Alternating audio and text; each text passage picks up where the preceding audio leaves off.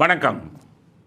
இன்றைய அரசியல் ஆடுகளம் நமக்கு சொல்லும் செய்திகள் என்ன அப்படிங்கிறத பற்றி ஒரு அலசலை பார்க்கலாம். அரசியல் ஆடுகளத்தின் அலசல் என்ன அப்படின்னு பார்க்கலாம்.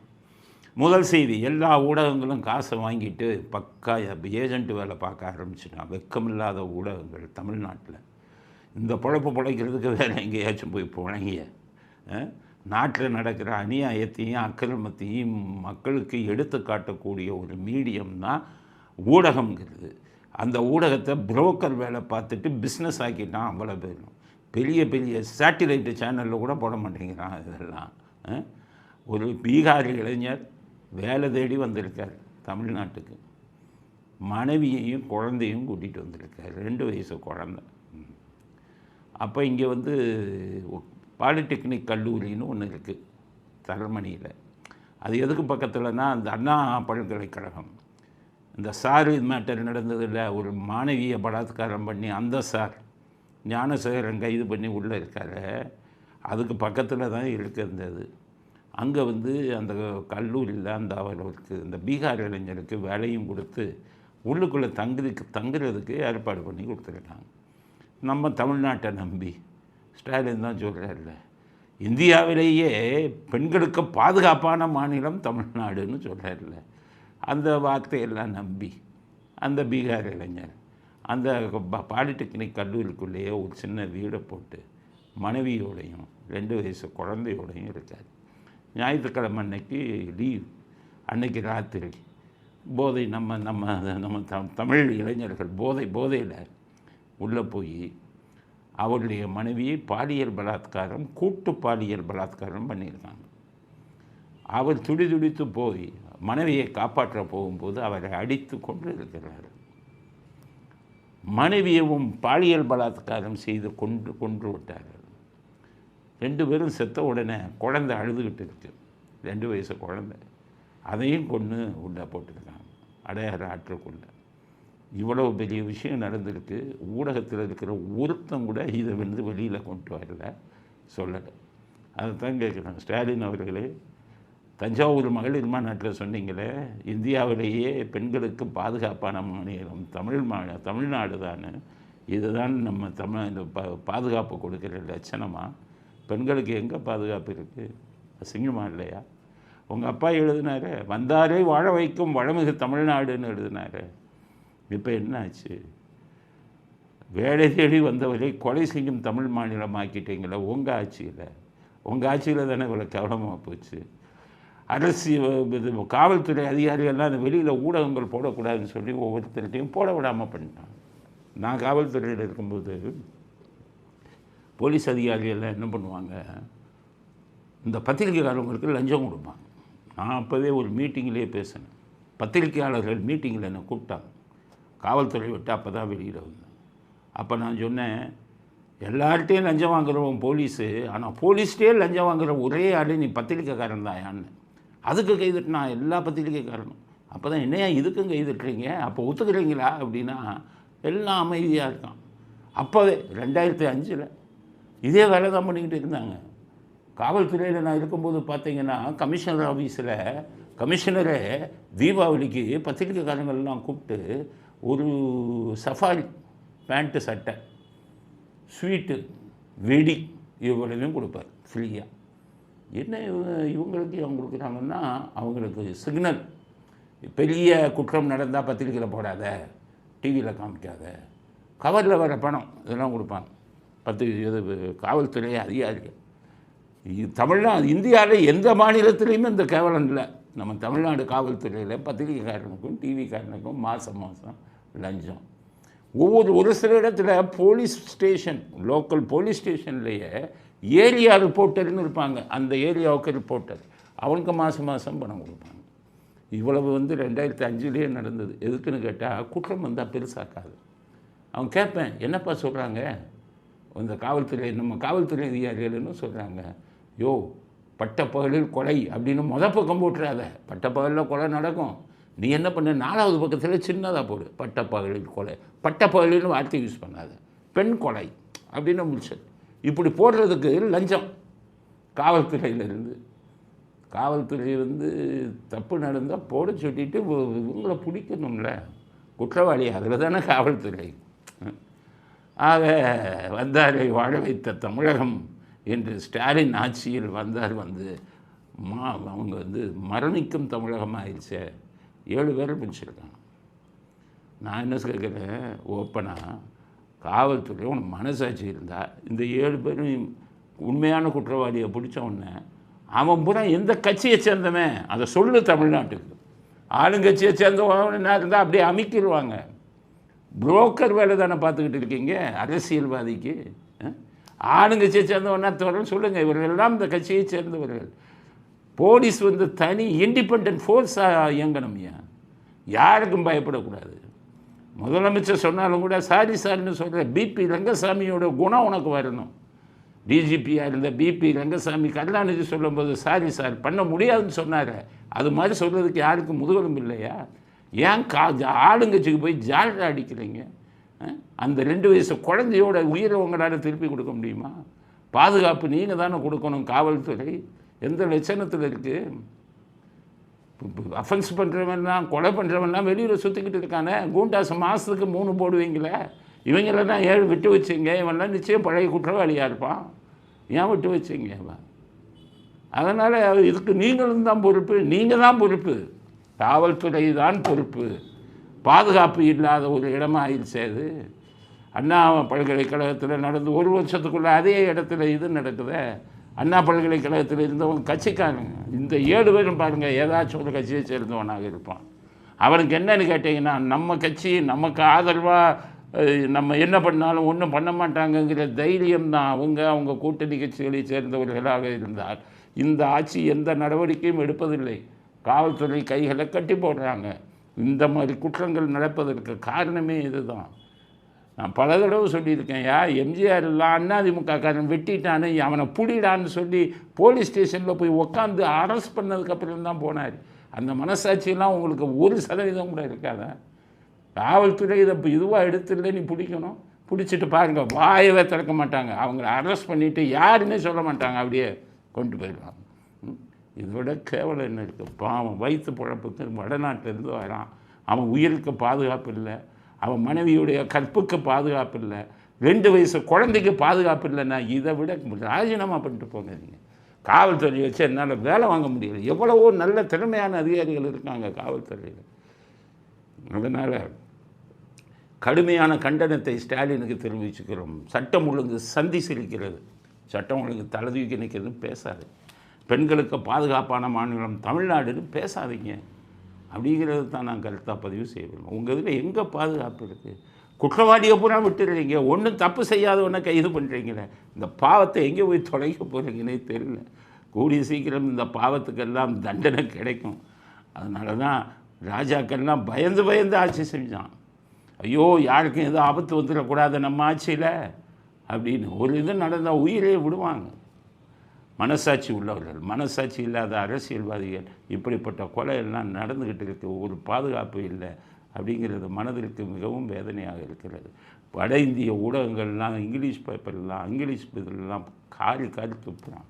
வேலைக்கு வந்தவங்களுக்கு பாதுகாப்பு இல்லாத மாநிலமாக தமிழ்நாடு போய்விட்டது.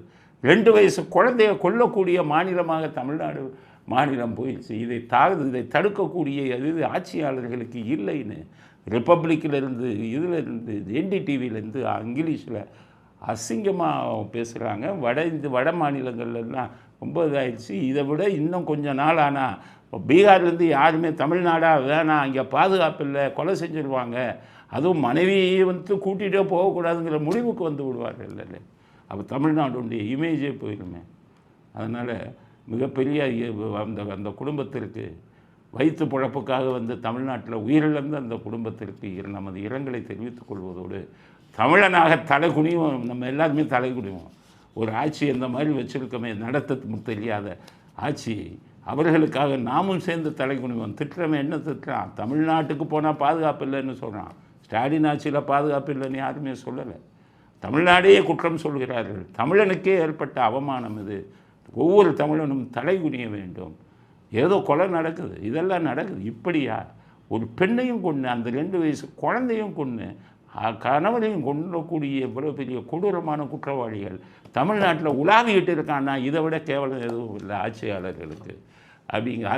அதை மறைச்ச ஊடகங்கள் நீங்களும் குற்றவாளிகள் தான் அப்படிங்கிறதையும் இது இந்த அளவுக்கு சட்டம் ஒழுங்கு இது பண்ணாமல் இருக்கிற காவல்துறை அதிகாரிகளும் குற்றவாளிகள் தான் அப்படிங்கிறது தான் என்னுடைய முதல் கட்ட கருத்து. மனவேதனையுடன் இந்த பதிவை நம்ம பதிவு செய்கிறோம் அப்படிங்கிறது முதல் கட்ட கருத்து. அடுத்தது சவுக்கு சங்கர் இன்னும் ஒரு மாதிரி இல்லை. அது ஜட்ஜு சொல்லிட்டாரு, பிப்ரவரி 2ஆம் தேதி 3ஆம் தேதி ஆஸ்பத்திரிக்கு போங்க, அவங்ககிட்ட இருந்து ரிப்போர்ட் வாங்கிட்டு வாங்க, உங்களுக்கு உடல் உண்மையிலே இது இருக்கான்னு பார்க்கணுன்ட்டாங்க. அந்த 2-3 இன்னும் 2-3 நாள் தான் இருக்குது. அதுக்குள்ளே போய் அவன் வீட்டை சுற்றிக்கிட்டே இருக்கான் போலீஸ்காரன் வீடை சுற்றிக்கிட்டே இருக்கான்னு வீடியோவில் போடுறாங்க. எதுக்கு யார் சுற்றிக்கிட்டு இருக்கான்னா SC/ST ஆக்டில் கேஸ் போட போகிறாங்க. SC/ST ஆக்டு முன்னாடி இருந்ததெல்லாம் போயிடுச்சு. காவல்துறை அதிகாரிகளை கிளாஸ் எடுக்கிறேன்னு தெரிஞ்சுக்கோங்க. SC/ST ஆக்டுக்கும் 41A நோட்டீஸ் கொடுக்கணும்.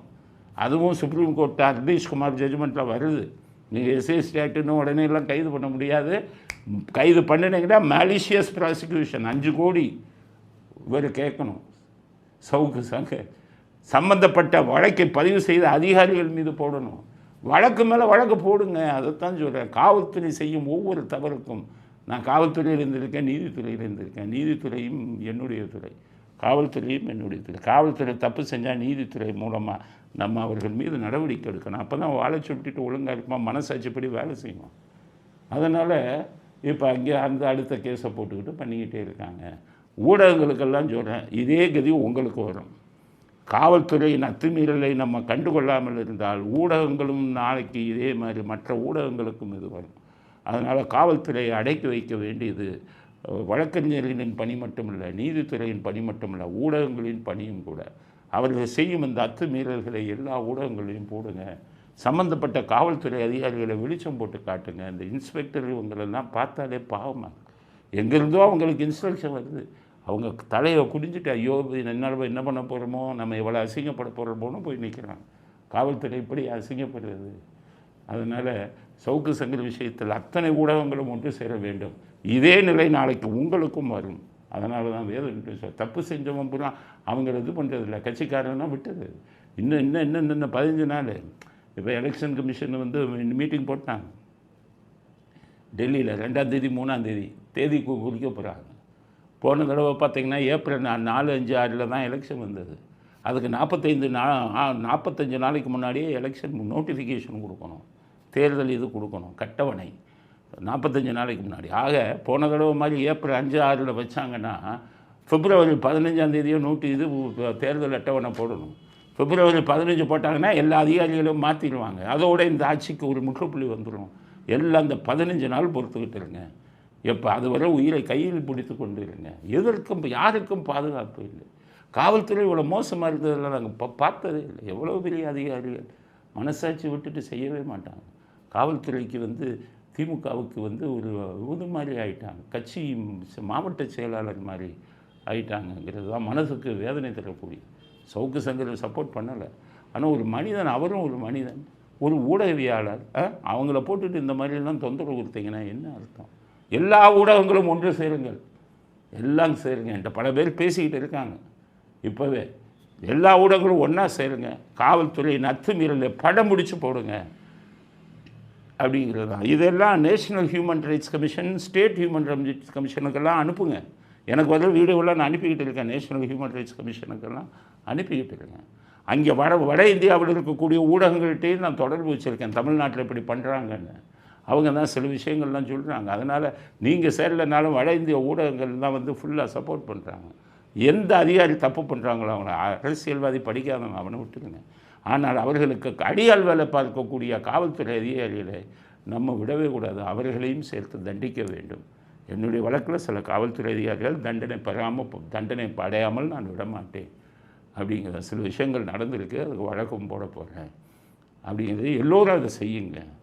காவல்துறை ஒரு புனிதமான துறை. அதில் சுயநலவாதிகள், சந்தர்ப்பவாதிகள் இருந்தாங்கன்னா அவங்களுக்கு தண்டனை வாங்கி கொடுக்காமல் நாம் விடக்கூடாது. இல்லைன்னா காவல்துறையோட பேரை கெட்டுப்போகும். எவ்வளவு பெரிய விஷயங்களெல்லாம் பண்ணின துறை தெரியுமா? அது எப்படிப்பட்ட அதிகாரிகள் இருந்த துறை தெரியுமா? அது இப்படி சீரழியுதுங்கிறது தான் எங்களுக்கெல்லாம் வைத்தறிச்சலாக இருக்குது. பொய் வழக்காக போட்டுக்கிட்டு பொய் வழக்கு போட்டிங்கன்னா உருப்படவே மாட்டீங்க. நான் சொன்னேன், எந்த அதிகாரியாக பொய் வழக்கு போட்டிங்க குடும்பமே நாசமாக போயிடும். நிச்சயம் பாருங்கள், நீங்கள் ஒரு யூனிஃபார்ம் கொடுத்துருக்கானா கடவுள் கொடுத்த கிஃப்ட்டு உங்களுக்கு, கடவுள் உங்களுக்கு கொடுத்துருக்கா. மனசாட்சியுடன் உங்கள் பணியை செய்யுங்கள் அப்படிங்கிறது தான் இந்த சவுக்கு சங்கர் விஷயத்தில் காவல்துறையின் அத்துமீறல்களுக்கும் எல்லா ஊடகவியலாளர்களும் கண்டனத்தை தெரிவிக்கணும். நாமெல்லாம் ஒன்று சேர்ந்து இவர்களை எதிர்க்கணும் அப்படிங்கிறது தான் என்னுடைய அடுத்த கட்ட கருத்து. அடுத்தது ஜனநாயகம் வழக்காக வாபஸ் பண்ண போகிறாங்களாம் அப்படின்னு இந்த சன் இதில் போட்டிருக்கான், சன் நியூஸில். அவன் பூரா போய் தான் போடுவான். இவங்களுக்கு நான் முதலே சொல்லிட்டேன், நம்ம அதிமுககாரங்களுக்கு, விஜய் உங்களுக்கு, பிஜேபிக்காரங்களுக்கு தான் சொல்லிட்டேன், சன் டிவியை பாய்காட் பண்ணுங்கள், யாரும் பார்க்காதீங்க, போடுற நியூஸ் பூரா பொய். இதில் இன்றைக்கி என்ன போட்டிருக்காங்கன்னா, ஜனநாயகத்தின் தயாரிப்பாளர் வழக்கெல்லாம் வாபஸ் வாங்கிட்டு மறுபடியும் சென்சார் துறைக்கு அப்ளை பண்ண போகிறாரு, மனு போட போகிறாருன்னு போட்டிருக்கான்.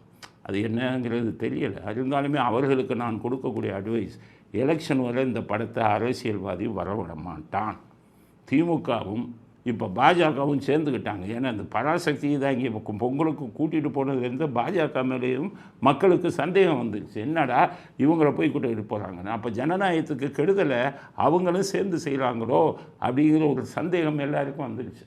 அதனால் இந்த படம் வந்து இதுக்குள்ளே இப்போ அந்த இதுக்குள்ளே இப்போ எலெக்ஷனுக்கு முன்னாடியே ரிலீஸ் ஆச்சுன்னா விஜய்க்கு வந்து அது ஆதரவு அதிகமாயிரும், மக்களுடைய சப்போர்ட் அதிகமாயிரும், மக்கள் ஆதரவு அதிகமாயிரும்னு சொல்லி இதை வரவிடாமல் தடுப்பதற்கு, உலகம் சுற்றும் வாலிபனை தடுப்பதற்கு கருணாநிதி செஞ்ச அதே விஷயங்களை இப்போது இருக்கும் அரசியல்வாதிகளும் செய்வாங்க. அதனால தான் பாவம் இந்த டிஸ்ட்ரிபியூட்டர்லேருந்து படத்தை தயாரித்தோன்னு எல்லாம் நடு ரோட்டுக்கு போயிடுவாங்க. அதனால தான் நான் சொல்கிறேன், நம்பாதீர்கள், சென்சார் போர்டை நம்பாதீர்கள். சென்சார் போர்டு அரசியல்வாதிகளின் கையில் சிக்கி கொண்டது. மனசாட்சி இல்லாமல் சென்சார் போர்டு அரசியல்வாதிகளின் பேச்சை கேட்டு பண்ணிக்கிட்டு இருக்காங்க.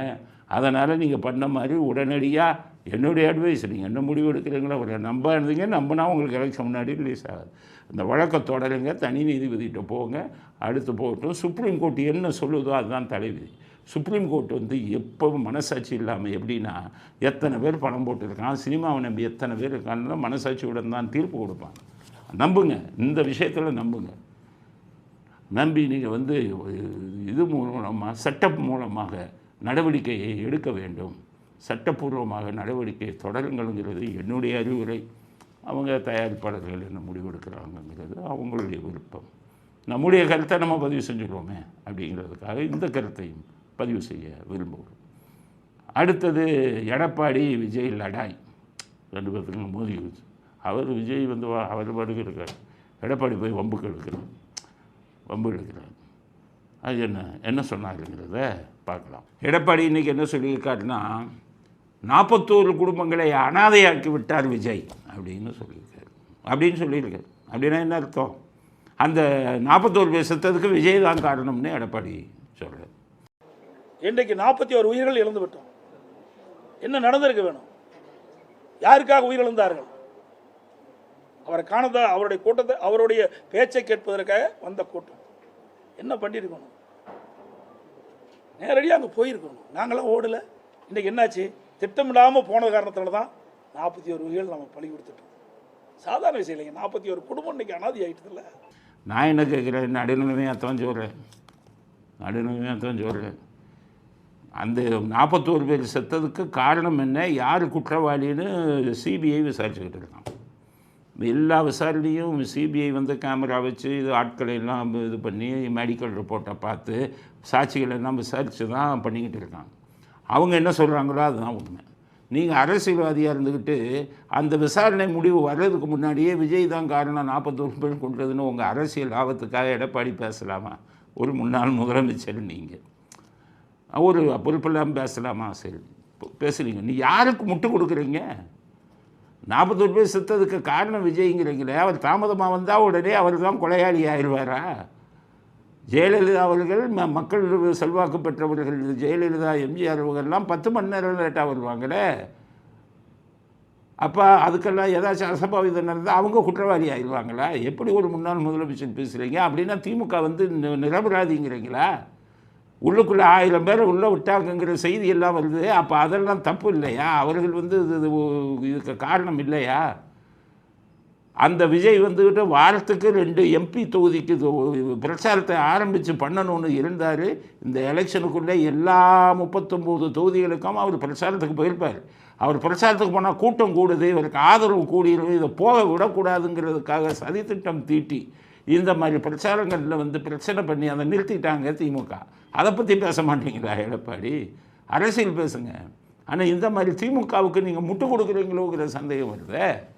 அதுக்காக தான். ஏன்னா ஏற்கனவே திமுக அந்த சமாதி விஷயத்தில் திமுகவுக்கு முட்டு கொடுத்துட்டீங்களே. கருணாநிதி சமாதி இருக்குது, பீச்சில் இருக்க வேண்டிய சமாதியாது, அதுக்கு நீங்கள் தானே முட்டு கொடுத்தீங்க. அதுக்கு பரிகாரமாக நீங்கள் முதலமைச்சராக இருந்தபோது இருந்த பங்களாவை ஸ்டாலின்கிட்ட கேட்டு வாங்கியிருக்கீங்க. பல தடவை நான் அதை குற்றச்சாட்டை சொல்லிட்டேன் 2 வருஷத்துக்கு முன்னாடியே.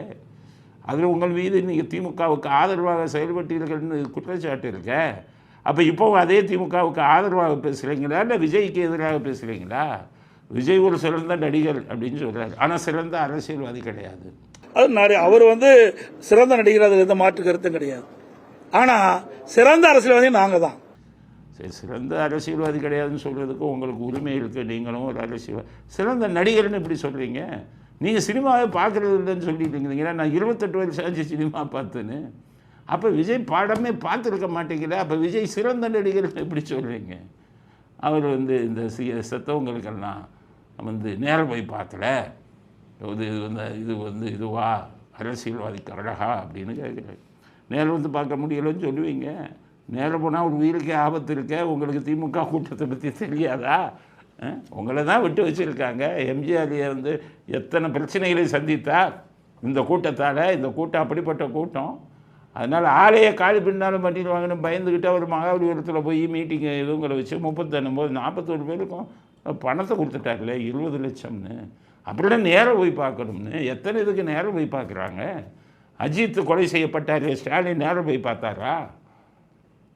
ஏன் எத்தனையோ திட்டங்களை ஸ்டாலின் ஆன்லைன்லேயே திறந்து வைக்கிறாரு, காணொலி வாயிலாக. நாட்டில் இப்போ அது மாதிரி வந்துருச்சு. அதனால் அங்கே போய் பார்க்கலங்கிறது. அவருக்கு ஏதாச்சும் உதவி செய்யாமல் இருந்தாலும் நீங்கள் குற்றவாளியாக சொல்லலாம்.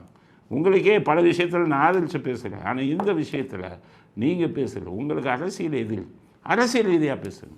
திமுகவுக்கு சப்போர்ட் பண்ணிப்பேன். திமுகவை நிரபராத ஆக்கி இவரை குற்றவாளி ஆக்காதீங்க. சிபிஐ தான் பார்த்துக்கிட்டு இருக்காங்க, சிபிஐ விசாரிச்சுக்கிட்டு இருக்காங்க. அதுக்கு முன்னாடி நீங்களே இவங்க தான் குற்றவாளின்னு சொன்னீங்கன்னா எப்படி? அப்படிங்கிறத பார்த்து பேசுங்கள் எடப்பாடி அவர்களே. ஒரு நல்ல அரசியல்வாதியாக பேசுங்கள். ஒரு முன்னாள் முதலமைச்சராக விவரமான விஷயங்களை பேசுங்க. உங்களுடைய பேச்சு உங்கள் மதிப்பை கெடுக்கக்கூடாது. விஜய்க்கு ஆதரவாக இல்லை, இதை நான் சொல்லலை. நாட்டில் எம்ஜிஆர் காலத்திலேருந்து நடந்த அத்தனை விஷயங்களும் எனக்கு தெரியும். இதை வச்சு ஒருத்தரை குற்றம் சொல்கிறது தப்பு. எம்ஜிஆர் இது பண்ணி எதிர்கொண்ட பிரச்சனைகள் எல்லாம் பார்த்தா உங்களுக்கு புரிஞ்சிருக்காது.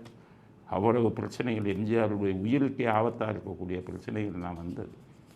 எம்ஜிஆர் சாப்பிட்றத கூட டெஸ்ட் பண்ணி தான் சாப்பிடுவார். அரசியலுக்கு வந்தவுடனே கொலை பண்ணிடுவாங்களே, நம்மளை இது பண்ணிடுவாங்களே அப்படிங்கிற பயத்தோட எம்ஜிஆரே இருந்தார். அதெல்லாம் பார்த்து பேசுங்க. பழைய கதையெல்லாம் உங்களுக்கு தெரியாது. நீங்கள் எம்எல்ஏவாக இருந்தீங்க, அதெல்லாம் ரைட்டு. உள்ளுக்குள்ளே என்ன நடந்ததுன்னு பல விஷயங்கள் உங்களுக்கு தெரியாதுன்னு நினைக்கிறேன். ஆனால் நம்ம கோச்சுக்காதீங்க. யார் தவறு செய்தாலும் சுட்டி காட்டுவது நமது கடமை. அவரை பற்றி தப்பாக பேசும்போது நான் அவருக்கு ஆதரவாகவும் பேசுவேன், இந்தமாரியும் பேசுவேன். அவர் தப்பாக பேசினாருன்னா அவரை எதிர்த்தும் பேசுவேன். விஜய் வந்து நாங்கள் எதிர்த்து பேசலை, இப்போ தானே பேசினேன். தை மாதம் 1ஆம் தேதி தமிழ் புத்தாண்டுன்னு ஒன்று விஜய் எதிர்த்து பேசினேன் நான். அதனால் மக்களுக்கு உண்மையை சொல்லணும் அப்படிங்கிறதுக்காக. எல்லாம் சொன்னாங்க, உங்களுக்கு சார் யாரோடையாச்சும் சப்போர்ட்டாக போங்க அப்படி. என்ன விஷயம்னு கேட்டேன். உங்களுக்கு அப்போ தான் சப்போர்ட் பண்ணுவாங்க. எப்போ அரசியல்வாதி என்ன தெரியும்? ஒரு அறிக்கை விடுவாங்கப்பா, அவ்வளோதான். நமக்கு சப்போர்ட்டாக நம்மளை ஏதாச்சும் பண்ணாங்கன்னா ஒரு அறிக்கை. அதுக்கப்புறம் 10 லட்ச ரூபா செலவு பண்ணி நான் பெயில் சொந்த இதில் வந்தேன். 10 லட்ச ரூபா இதை வந்து இந்த அரசியல்வாதி எனக்கு கொடுப்பாங்களா? இல்லை, நான் சிறந்த வக்கீல்களை வச்சுக்கிட்டு வாதாடினேன். இந்த வக்கீலெல்லாம் வச்சு வாதாட எந்த ஒரு அரசியல்வாதிக்கும் தெரியுமா? அவன் கட்சியில் இருக்கிற 4 பேரை அனுப்புவான். அதனால் நான் ஒன் மேன் ஆர்மி, தனி மனிதன். என்னை காப்பாற்றிக் கொள்வதற்கு எனக்கு தெரியும். எனக்கு அந்த வில் பவர் இருக்குது. நான் எந்த அரசியல்வாதியும் நம்பி இல்லையே.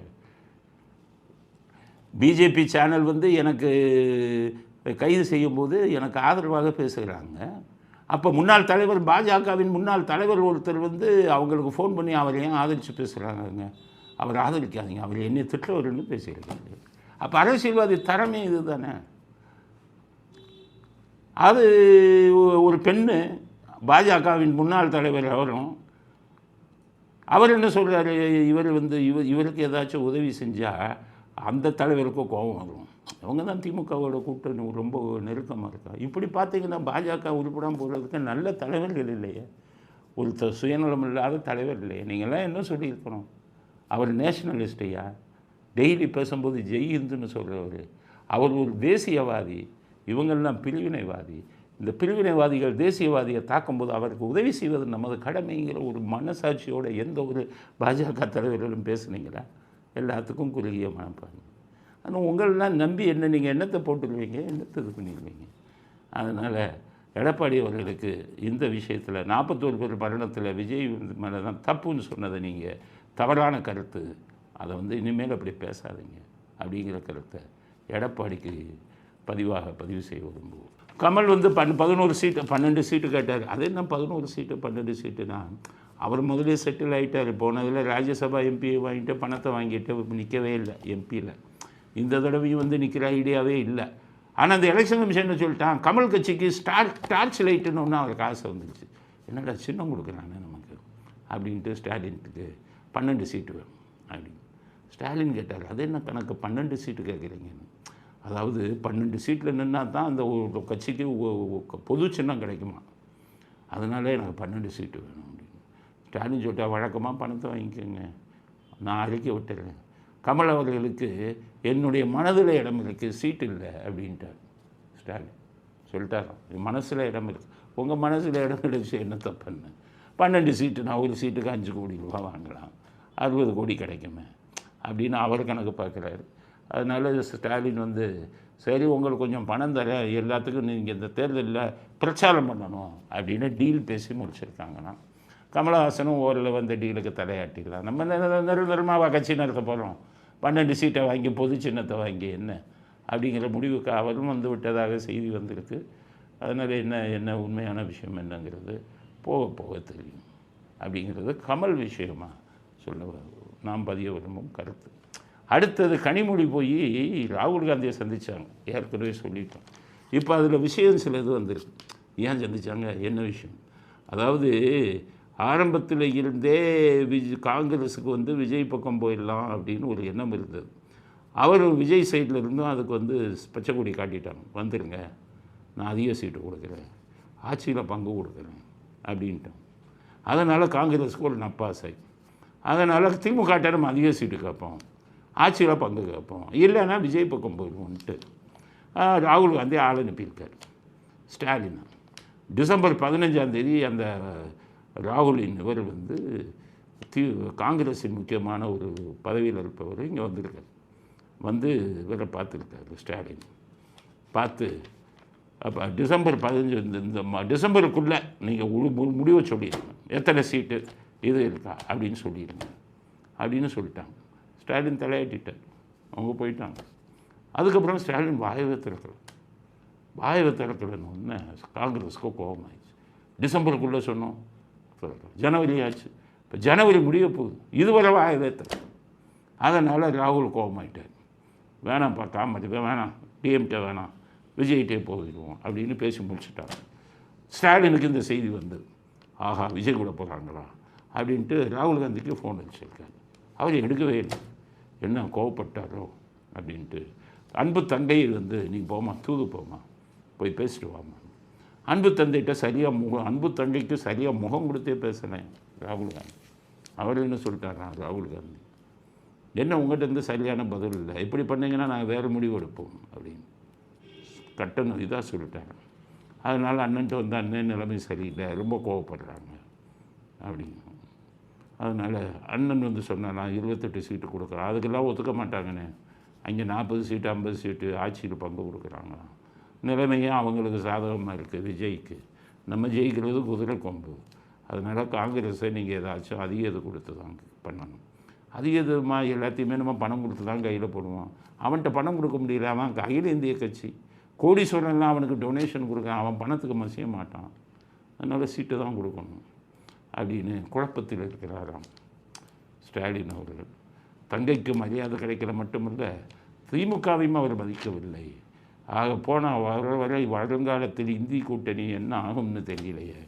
இந்த விஜய் வந்து இப்படி குழப்பிட்டாரு, குட்டையை குழப்பிட்டாருன்னு ரொம்ப கோபமாக இருக்கிறார். அப்படி அதனால் திமுக காங்கிரஸ் கூட்டணி இழுவரியில் இருக்கிறது.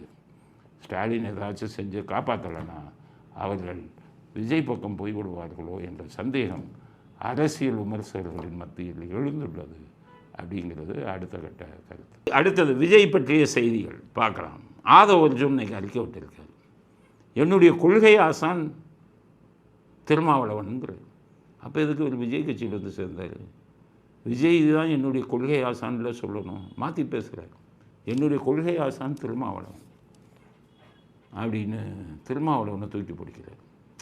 அப்படின்னா இவர் ஆதவ அர்ஜுன் இதுக்கு முன்னாடி சபரீசன் இதில் தான் வேலை பார்த்தார். அப்புறம் வந்து பிரசாந்த் கிஷோர் அந்த இதில் சர்வே இதில் தான் வேலை பார்த்தார். அப்படின்னா இவர் கொள்கை ஆசான் சபரீசன் தானே. சபரீசன்கிட்ட பேசிக்கிட்டு இருக்கிறதா செய்தி வருதா? இங்கே இருக்கிற நியூஸ் எல்லாம் சபரீசனுக்கு போகுதா? அதெல்லாம் செஞ்சீங்கன்னா இப்போ உங்களுக்கு முதல் ஆசான் சபரீசன், இரண்டாவது கொள்கை ஆசான் வந்து உங்களுக்கு திருமாவளவன். திருமாவளவனை நீங்கள் கொள்கை ஆசானை ஏற்றுக்கிட்டிங்கன்னா விஜய் நீங்கள் தலைவராக ஏற்றுக்கக்கூடாது. ஜாதி பேரில் ஒரு கட்சியை ஆரம்பித்தாங்க, நீங்கள் திருமாவளவனின் கொள்கை ஆசான் அப்படிங்கிறத நம்ம ஏற்றுக்க முடியும். அதனால் கூடிய சீக்கிரம் ஆதவர்ஜன் தனியாக வந்து திருமாவளவன் மாதிரி ஒரு ஜாதி கட்சியை ஆரம்பிச்சிருங்க. அதுக்கப்புறம் அவருக்கு சிந்து பாடுங்கள். விஜய் கட்சியில் இருந்துக்கிட்டே அவரையும் கொள்கை ஆசான்னா அது முதுகுல் குத்துவதற்கு சமாதம். ஏற்கனவே நான் சொல்லியிருந்தேன், இவர் ஸ்லீப்பர் செல்லு, திமுகவின் ஸ்லீப்பர் செல்லு. சபரீசனுக்கு நெருக்கமாக இருந்தார், பிரசாந்த் கிஷோருக்கும் அப்புறம் நெருக்கமானார், அப்புறம் வந்துக்கிட்டு விடுதலை சிறுத்தைகள் கட்சியில் போய் சேர்ந்தார் அப்படின்லாம் சொல்லிட்டேன். அதனால் ஒரு பேசுனதை விஜய் கொஞ்சம் பார்த்து இது பண்ணணும். இப்போ வந்து நிர்மல்குமார் சொல்லிட்டார் முக்கியமான விஷயம், ஸ்டாலினும் உதயநிதியும் தொகுதி மாறிடுவாங்கங்கிறாரு. அது முதல்ல நாங்கள் சொல்லிட்டோம், ஒரு மாதத்துக்கு முன்னாடியே சொல்லிட்டோம். என்றைக்கு சார் விஷயம் வெளியில் வந்ததோ 97 லட்சம்னு, அப்போ தான் மண்டவாளம் எல்லாம் வந்தது.